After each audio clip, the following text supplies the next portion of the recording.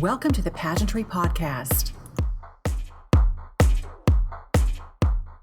And today's very special Pageantry Podcast guest calling in this morning, Miss USA 2022, Albany, Gabriel.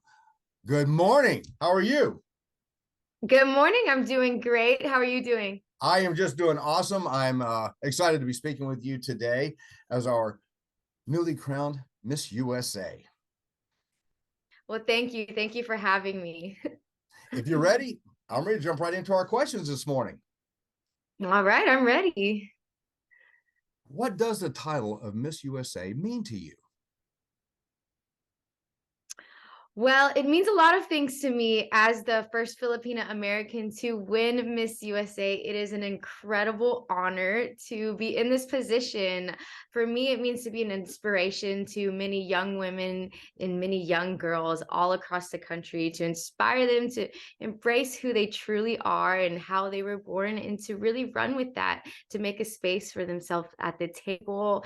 And I really just am looking forward to this week of hard work and doing my sewing workshops and my advocacy, where I'm promoting sustainability in the fashion industry, as well as inspiring the youth to go after their dreams and making them realize that it is possible for themselves, just like I have made this possible for me. Explain the feeling of standing there center stage, awaiting the final announcement of Miss USA. It is such an euphoric, incredible feeling. Honestly, it happened so fast. I was very nervous and I was just in shock and disbelief when I actually found out I won. I was a little bit confused for a second. I was just like, is it me or is it her? Is it really me? Is this really happening? And once it kind of set in, I would say it took about 3 to 5 seconds before really setting in. And then I finally felt the crown and sash come on me. And I just was so extremely excited. I mean, it was so many days of sacrifice and hard work. And I remember just looking over at my family and seeing a smile on all of their faces. I really wanted to cry, but I said, I can't do that. So it's just been such a great feeling, honestly. You kind of touched upon it briefly just a second ago. How has the reaction been from the Filipino American community? Well, as you probably know, Filipinos are super crazy about pageants. They love it so much. So I've had a lot of support from Filipino Americans as well as Filipinos in the Philippines and all over the world. It is such an amazing feeling. I feel lucky to be a Filipina, to have that support too, because it's really helping me as I train for Miss Universe. Let's talk about your personal platform. Obviously, you design eco-friendly attire. Yes. Yes, so I am a fashion designer. I have been sewing for 13 years now. And with the fashion industry being one of the largest polluting industries in the world, I have taken it to be my mission to be a sustainable fashion designer. So when I do hand make my pieces, I will go to thrift stores or vintage stores and tear apart an old dress and recycle it into something new, or I'll use recycled fabrics that people donate to me, just to be more sustainable in the industry, to not only promote it, but to show people that you can make fabulous pieces from discarded materials that people no longer want. And as someone who has lived in Texas, has family in Texas, I have to address my favorite flower, the state costume, the blue bonnet. How did you come up with that idea? Well, we needed to represent our state in some way. I'm somebody that loves flowers, and I thought the blue bonnet was a unique flower because it has a unique shape. It doesn't have a circular shape like a lot of flowers do. So I loved the blue indigo color of the blue bonnet, and the blue bonnet to me makes me think of when I'm driving down the Texas countryside and you see the blue bonnets on the highways going from Houston to Dallas or Houston to Austin, and it just brought me back to that feeling and that memory. And that's why I went with that idea to represent on the state as my state costume at Miss USA. It was absolutely phenomenal. I just loved it. And Thank the blue you. bonnets, the Indian paint brushes, that time of year, it is just unbelievable when you're driving along the highways. Yes, you know. You Oh, yes. stop and take pictures. You get out of your car and you sit in the blue bonnet field and everybody takes photos. It is amazing. And of course, I have seen online your Houston Rockets hoodie. How long did that take you to make that? That one I made the night before the game because I had just received it in the mail and it only took me a couple of hours, actually. That was one of my quicker designs. I wish all my designs only took a couple hours. And sometimes the internet is kind of a crazy place. How have you handled the publicity thus far of being Miss USA? It's definitely been an adjustment becoming Miss USA. A lot more eyes are on me, and everybody has an opinion on certain things, but I'm learning to adjust to it and honestly just stand firm in my belief in who I am and just to turn any negatives into a positive. As Miss USA, I want to use this platform to show how you can be strong and know what your truth is and who you are, and to never waver from that. And that's the example I want to set, to never let negativity knock you down. Sometimes it can affect us. That's natural, but you just have to keep pushing forward no matter what. What have you taken from the experience?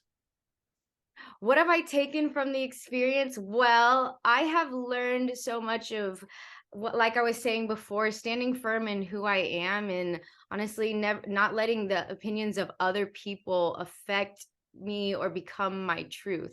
I really have to just journal every day and say 5 things I'm grateful for and remind myself that I've worked really, really hard to become Miss USA. And my reason of why I wanted to be Miss USA was to be an inspiration to so many people and be a testament of hard work. And that is my most important message as I'm moving forward.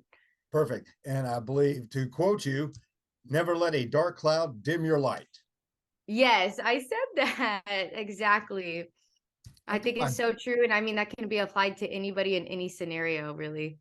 Let's visit some of the opportunities that you've had thus far, even though it's early in your reign as Miss Yes. USA.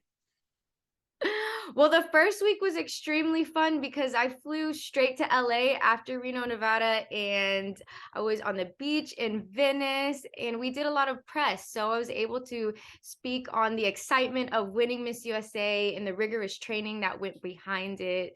So that was a lot of fun. I absolutely love LA, even though I'm a Texas girl. And I would say one of my favorite events so far is when I did come to my hometown of Houston and go to the Filipino Street Festival. There was about 15,000 Filipinos there. And I'm telling you, they treated me like I was Beyonce. There was so much love and support. I took so many photos with fans and friends and supporters. And it was really great to have that interaction in person with people and meet people too.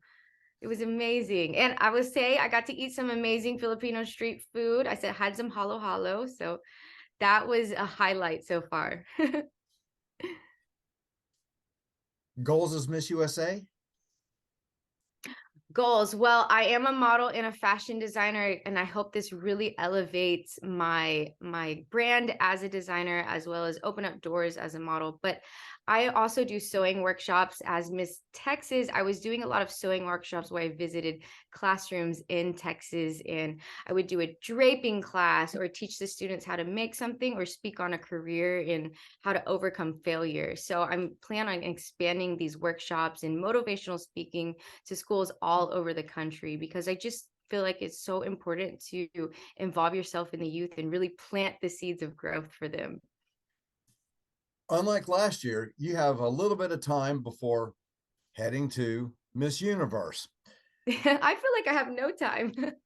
Describe your daily routine, if there is one. Well, daily routine, I wake up every day and I have my yoga mat already on the ground, and I will crack my back and do about 5 minutes of yoga and then journal, even if I just jot down 5 things I'm thankful for.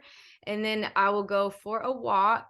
After that's done, then I'll start my day, whether that's an interview or I'm running errands or in my studio working on designs. So my weekly outlook is really in the studio working on Miss Universe designs, or I'm going to the gym. I'm concept planning for Miss Universe and doing emails and interview training, walking lessons, hair lessons, makeup lessons. It's always something different, but I say every day is training in some way, preparing for Miss Universe. What would you like our readers and listeners to know about you? I would love them to know that to get to Miss USA, it takes a lot of hard work to reach any of your goals. Lots of setback and rejection have happened in my life through my career. And I would love everybody to know that if you have a dream or a goal that seems so crazy and so far out there, little by little, if you do not give up on yourself and you fully focus and invest in yourself, you can really make it happen. I would say the last 2 years of my life, I really cut out distractions. I cut out my social life. I mean, I cut out even watching certain TV shows, and I dedicated all my time solely into becoming Miss Universe, and just working on that path. And I saw a world of difference, and my friends saw that as well. So I would love everybody to know that if you invest in yourself and dedicate all of your time to whatever goal you have, you can make it happen. And how can people follow you throughout the year as Miss USA?